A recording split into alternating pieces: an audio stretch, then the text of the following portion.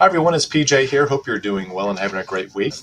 It is RBA rate announcement day. We had an RBA rate announcement. You're seeing an article on your screen right now regarding the cash rate.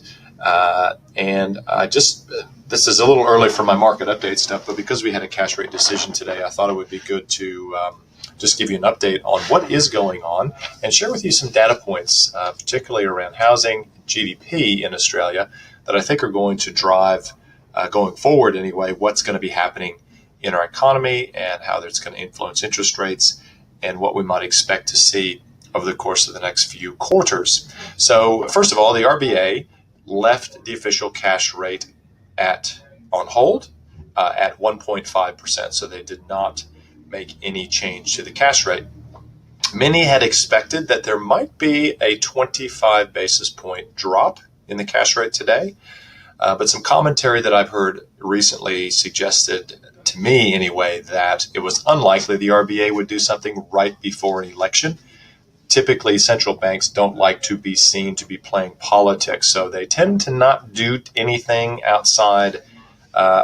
close to an election. And as you all know, we have an election coming up, not this Saturday, but the following Saturday is election day, I do believe. So the RBA, unsurprisingly, left rates on hold. So does that set us up for a possible rate reduction in June? And I think that there is a good possibility of that. A number of economists are out there suggesting that certainly we should see a rate cut by August, September. And whether we get one in June or July or August is probably not massively relevant. A 25 basis point cut isn't going to make a massive difference because the rate's already so low. But what I wanted to draw your attention to is something else that could make a difference. And this is quite interesting. Chris Joy is the portfolio manager at a firm called Coolabah Capital. And for those of you who are familiar with the hybrid fund that I have in a lot of portfolios, he runs that fund. And so he has a very broad and deep knowledge of interest rates and interest rate policy in Australia, and very fascinating take on some conversations he's been having with APRA and the RBA and some of the banks regarding the servicing rate that banks are using to when they're doing their mortgage lending. So for any of you who have gotten a mortgage from me before or ever borrowed money before, you probably know that the banks use what's called a servicing rate. So let's say your mortgage rate on the product that you've chosen is going to be 4%. The banks typically put a margin on that of 2 to 2.5% to make sure that if rates did rise by that level, that you could still service the mortgage. And that's just called the mortgage serviceability calculator or mortgage servicing calculator. And when we had all of the GFC stuff and all the aftermath of all that, APRA came out and made a number of recommendations to change certain things in how banks calculated things like the mortgage servicing rate. And one of the things that they stipulated was that banks had to use a minimum floor rate of 7%. Now, some banks use a higher rate, others, there's a couple lenders out there that just use the 7%. Now, that's quite a large margin from the current sort of cost of funds, and even bank funding costs is a pretty big distance from that to the 7% or the slightly higher rate of maybe 7.5%. So Chris has suggested, and I think this is a very interesting comment, that if the banks don't pass on the interest rate cut that is likely coming in the next 3 months, what they may instead do is lower the actual servicing rate. So that might be a directive from APRA that comes out that says rates are so low right now that, basically there's virtually no chance, I think, unless we have some sort of GFC style event in the next 5 years or so, a 10-year time frame, the rates are going to get back up to the 7 or 8% range. So the long and short of it is that the servicing rate and servicing calculators that banks are applying could very well be dropping. Now, that will have a material effect on lending. It will certainly improve by anywhere between 3 and 5% a person's borrowing capacity. That's quite a bit. Can be quite a bit of borrowing capacity increase. So we'll see what happens with two things in the next couple of months. Number one, does the RBA cut? Number two, do banks pass on all or some or none of that rate cut? And number three, does APRA make any, in addition to the A and B, does APRA make any changes to the servicing rate? All of those things could affect house prices. Now, I wanted to throw up a quick chart here of house prices, the house price index in Australia. And if you can see that quite clearly, it has been dropping very rapidly since, even late 2015, 2016. You see there, late 2015, we had a bit of a spike and then a drop, and then it sort of recovered, but it was a lower high, and then it fell off a cliff again, and it's just been going down, and it's now negative. So this is what we've been experiencing in Australia over the last year and a bit. And interestingly, I read some articles recently. I'm not sure if I talked about this in my last update, but some articles recently about the fact that Sydney and Melbourne were down about anywhere between 10 and 15% year on year in terms of house price declines. And so it is no surprise that we have things that are sluggish in our economy. So our GDP is sluggish, consumer spending is a bit sluggish, and we're just not seeing that robust economic activity that we had seen in the last 10 or 12 years. I'm just going to flip over to a chart of GDP as well. And this is quite interesting, I think, because GDP in Australia had been doing pretty well. We were up in that 3%, probably mid 2s to high 2% range over average over a period of time. And it seems to be declining now. GDP is always going to cycle, but the trend is down. And if you look at, I'm on a website here called Trading Economics, public website. Anyone can go to it and get an absolute plethora of information. But what you see here is that we are actually trending down. So if you go back to June of 2018, we were at 3.1%, which was pretty good. Then we popped up to 3.4, but then started a pretty precipitous decline, 2.8 in the December quarter, 2.3 in this March quarter. So we're moving down, and we're below now some of the forecasts. So I just wonder what's going to happen in the June quarter if we're going to see that GDP continue to drop. I think we will, and I think what's going to drive it is oil prices. Now, I just wanted to throw up, I have a chart here. Yes, this is the housing, this is a CPI, Consumer Price Index measure of housing and utilities costs. And this chart shows from left to right pretty much rising prices. And I'm sure if I put this on a longer term chart or maxed it out, it would just continue from left to right in an upward sloping fashion. And what this is showing us is, the prices of the things that we need, that we have to have, utilities, our housing, they're rising.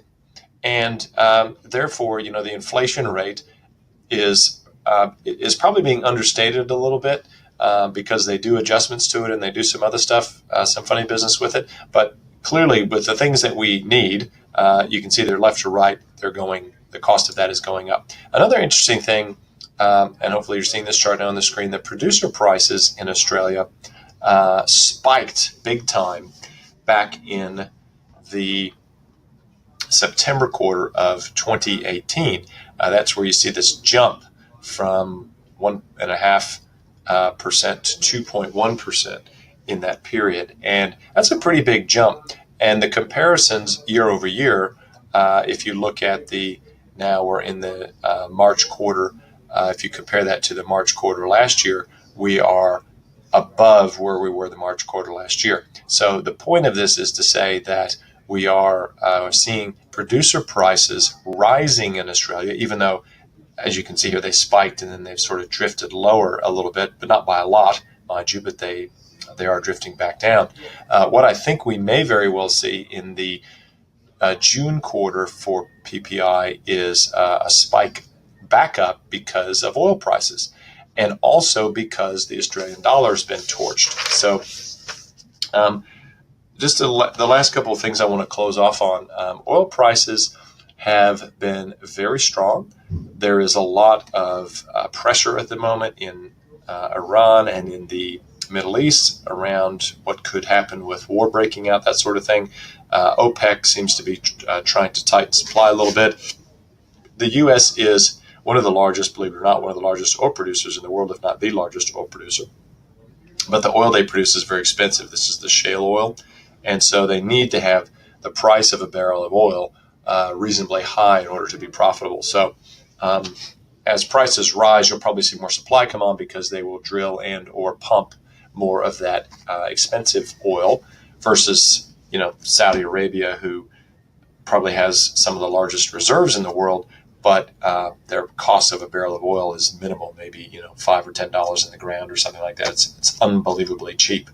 Anyway, the point is that you've got countries like Saudi Arabia and the OPEC nations trying to maybe tighten up supply a little bit versus the United States, who's going to be pushing supply. And it'll just be interesting to see that dynamic and how that plays out. Furthermore, China, I don't have a chart on this, but the Chinese stock market has been torched in the last couple of days. If you're not aware, Donald Trump made a tweet yesterday evening, our time, morning in the U.S., about the trade talks with China. He's prepared to walk away. He's prepared to slap another 25% tariff on some ridiculous amount of goods, 25 billion or something like that amount of goods, and maybe higher, as soon as this Friday. So there's some things that are happening around the world that are causing some disruptions right now in financial markets, and that's why we've seen a bit of a sell-off today and overnight in the markets. Now, the thing that you need to be aware of as well is it's likely that the next two quarters, so the June quarter and then the September quarter, it's very likely that we're going to see continued downward revisions or downward pressure on corporate profits and corporate earnings. This will flow through both in the U.S., Australia, Europe, etc. So it could be, again, a case of if corporate profits are declining, inflation's rising, or we're just going to be in a position where the central banks of the world, and the U.S. is already signaling this to some degree, they will be willing to provide accommodation or money printing or QE or all of these terms that you've probably heard over the last 10, 11 years regarding monetary policy. The point is they're going to print money and they're going to put more capital out into the markets and try to juice up the asset markets, being housing, being the stock market, and they're going to want to see inflation rising as well. So interesting times ahead. And I just thought I'd give you this little update on Australian housing and interest rates and what might happen with servicing, because I think we're going to have to see a shift in either affordability or first home buyers being able to borrow or something to get this housing market in Australia firing again. At the moment, I just don't see anything that's going to be a catalyst to do that, because our economic activity is pretty flat and is sort of, and decreasing as well. So I just don't see any reason right now to be overly excited about investing in certain equities. And I want to stay long energy because I think there's still upside there. And I want to be actually positioning in fixed income investments just to be getting a yield whilst we ride this out and wait for the opportunity where we see economic growth returning to the Australian economy, to the U.S. economy, and for that matter, to the world economy. And we're not there yet. We're not even close. So there's no point of getting excited to be long things like growth or growth equities, and instead just being sort of on the defense right now and preserving capital and waiting for opportunities. That's really it for now. I hope you have a great week, and I will come back and update you with more stuff as and when needed. If you thought that this article was interesting, please, I'd love to hear your comments on my take on this particular topic. So do you think that interest rates are going to be cut at some point in the next 3 months? please, if you have any comment or would like to share a thought, please do so by replying to this article or sharing your thoughts or questions in the comments section. I'll take a look at those and I'll reply to them. As always, have a wonderful day and stay tuned for the next update. Thank you.